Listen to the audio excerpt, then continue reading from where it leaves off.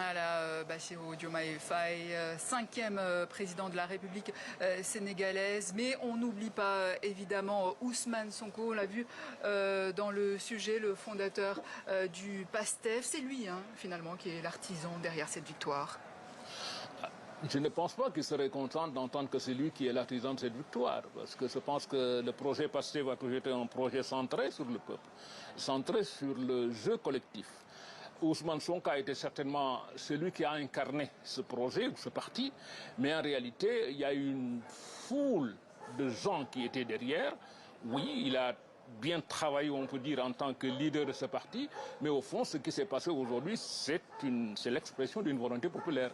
Et je pense que Diomaye est aussi légitime que n'importe qui dans son parti pour dire, moi aussi, j'ai fait mon job. La volonté populaire, c'est ce que réclamait le peuple sénégalais, le changement, la fin d'un système. Ça y est, nous y sommes. Ah, pas du tout. Là, on n'est pas... Théoriquement, oui, on va changer de système. Mais enfin, si on voit la profondeur historique, chaque fois qu'il y a eu cet élan populaire, ce vote populaire vers un individu, on a dit, ça y est, le système est fini. On l'a eu en 2000, on l'a eu en 2012.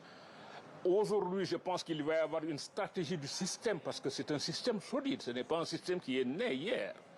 On va avoir une stratégie du système pour, en lutte, on dit, empêcher l'adversaire de faire ce qu'il veut, et le système va se déployer pour survivre. Et je pense que c'est ça le grand challenge pour ce jeune président, comment mettre en œuvre les ruptures nécessaires et les ruptures profondes promises aux populations dans un cadre où il va être entouré de gens dont le but ultime est de reproduire le système. Et je pense que ça va être un jeu assez intéressant de ce point de vue. Alors il y a une chose, on s'attendait à une explosion de joie, mais quand on marche un petit peu dans les rues de Dakar, on s'aperçoit que la liesse populaire tant attendue n'était pas au rendez-vous. Comment se fait-il, M. Ndiaye? Pour flatter l'ego des Sénégalais, je dis mais parce qu'on a l'habitude de faire de grandes choses. Ça c'est notre troisième alternance quand même. On a eu en 2000, on a eu en 2012, au fond... Faire des élections et aller travailler le lendemain, c'est ça qui est normal dans un système démocratique. Les Sénégalais, d'une certaine façon, sont dans cette situation-là. Mais je pense qu'il y aura la liesse populaire. Je pense aussi qu'il y a une sorte de pudeur. De pudeur qui est liée même à la personnalité de la personne qui est élue. C'est pas quelqu'un de dithyrambique. Bassirou n'est pas quelqu'un de dithyrambique, c'est pas quelqu'un d'exubérant. Et je pense que quelque part, ça a un effet. Et puis on est en mois de Ramadan et de Sainte Semaine, je crois, pour les catholiques, tout cela mis ensemble, je pense qu'il y a une certaine pudeur à dire, ok, on est une grande démocratie, on a voté, le lendemain on travaille et c'est normal. Disons, on est dans la normalité démocratique.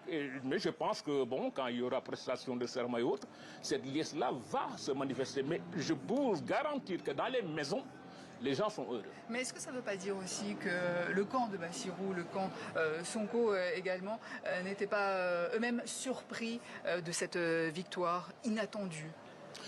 Je pense que les analystes qui voient les chiffres du fichier électoral, qui voient un peu l'histoire politique, se disent, bon, il va gagner, mais peut-être qu'on va vers un second tour, etc. Mais cet élan populaire extraordinaire, je pense que c'est quand même surprenant. Ça a été préparé depuis très longtemps, et finalement, les segments qui ont voté, parce qu'on va encore dire que c'est la jeunesse qui a voté. Je crois que c'est au-delà de la jeunesse, c'est un segment très fort de la population qui est au-delà de 30 ans, qui est au-delà de 40 ans, qui a véritablement voté. Parce que c'est ces gens-là qui sont aussi dans le fichier électoral. Et je pense que Diomaye est dans un moment historique très important pour lui. Il a l'autorité de faire toutes les réformes qu'il veut dans les 100 jours ou dans les 200 jours. Alors quels sont les défis justement qui attendent le nouveau président? Alors, ce qu'on connaît du projet, c'est l'antisystème. Mais l'antisystème veut simplement dire l'émergence de nouvelles valeurs, l'émergence de l'éthique dans tout ce qu'on fait. L'émergence, et je pense qu'il a des viatiques, il lui-même a pris des engagements. Et je crois que dans ces 200 premiers jours, il y a des réformes essentielles à faire dans le système démocratique, dans les institutions sénégalaises. Ça ne coûte pas de l'argent et je pense qu'il a des conclusions des assises nationales. Lui-même s'est engagé à les mettre en œuvre et je crois qu'il a là l'occasion de faire des réformes profondes avant d'être happé par le nouveau système qui va venir. Parce que moi, c'est un peu ça ma crainte. L'un des problèmes du Sénégal, et les récents développements l'ont montré, c'est l'hyper-présidentialisme. Le président, il est trop fort dans notre pays. Et si le président sortant Macky Sall n'avait pas mis en œuvre les décisions du pouvoir judiciaire, on allait vers un coup d'État carrément. On allait changer de régime, sans vote. Et je pense qu'on a des institutions solides, mais il faut rééquilibrer les pouvoirs. Et je pense que ça, il doit les faire immédiatement. Mais alors justement, est-ce qu'on ne se dirige pas vers une dualité à la tête du pouvoir entre Bassirou Diomaye Faye et Ousmane Sonko?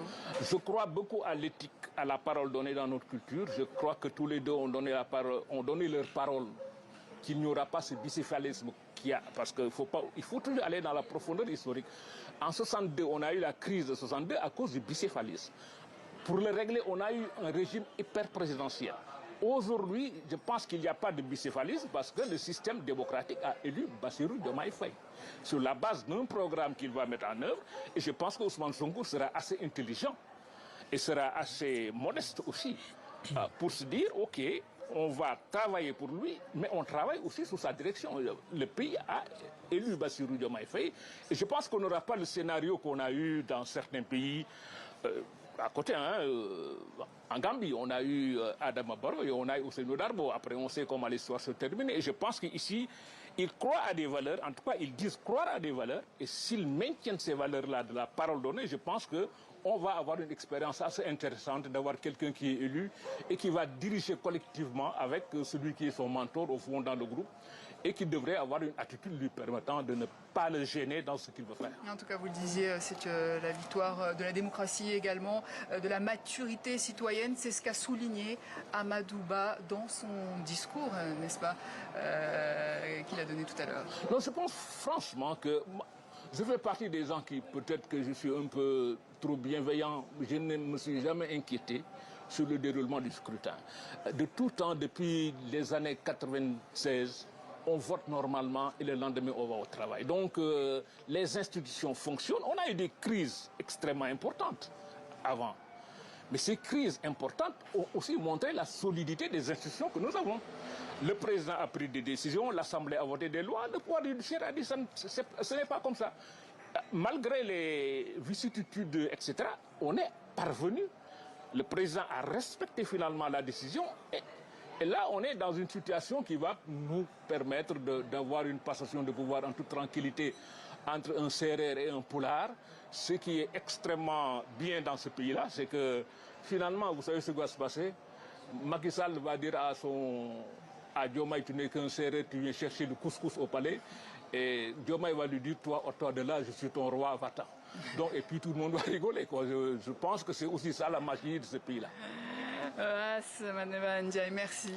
Je vous en prie. Merci d'avoir été l'invité du Journal Afrique. Vous êtes journaliste, je le rappelle, et consultant.